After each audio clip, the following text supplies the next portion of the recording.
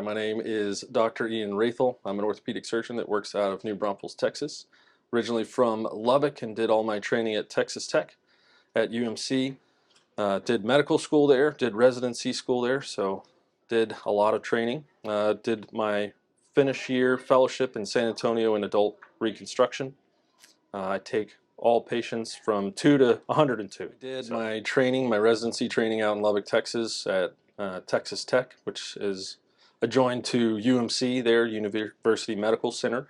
It's a level 1 trauma facility that serves a catchment area of about 2 million people. Even though Lubbock is only 300, we see people in eastern New Mexico and southern Oklahoma, so we get a lot of different pathologies. It's great training. It was high volume and sometimes pretty intense, but gives us a really good, for all the residents, a base on what we can do and how we can serve the community when we see all kinds of pathologies. So after I finished my residency, I did an additional year of fellowship, which is very common. Mine was at Ortho SA in San Antonio with Dr. Morrey and Dr. DeLee. So I did over 500 joint replacement and joint revision cases.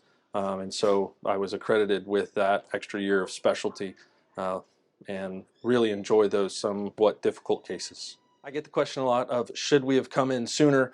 I'm so sorry that we delayed this for kids and adults alike, that they kind of walk through it. And so that's a very reasonable thing to think about. Take some aspirin, put some ice on it, do all the right things, elevate. But there are some I guess, different categories that I would suggest people come in sooner or go to the emergency room. When you have a small child that is refusing to walk completely or is refusing to use their extremity, I'd suggest going to get x-rays because they usually are tougher than we are. The other thing I would say, if you're beyond about 65 to 70 and you have a fall, I'd recommend, even if you don't feel like it was too traumatic, I would go in and get checked out. For the rest of us in kind of that middle group, you can put some ice on it and suck it up for a little bit.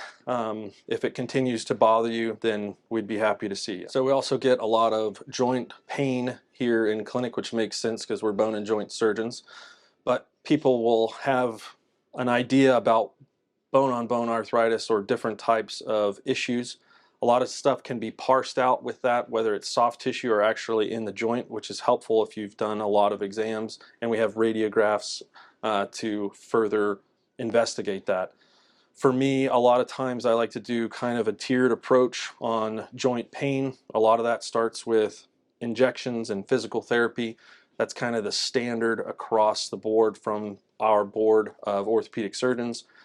Once we get to that point, being a fellowship trained arthroplasty surgeon, really how advanced we're going to get with that depends on your specific pathology. But I'd be more than happy to walk you through it. So one of the things we see in clinic quite often is something called carpal tunnel syndrome.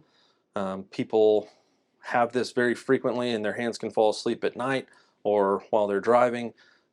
Sometimes it can be very painful as well. They stop having the same grip strength that they do on the other hand, or that they had previously. A lot of those things can be treated with bracing and have good results. Other times you have to do a small procedure where you release the pressure on those nerves.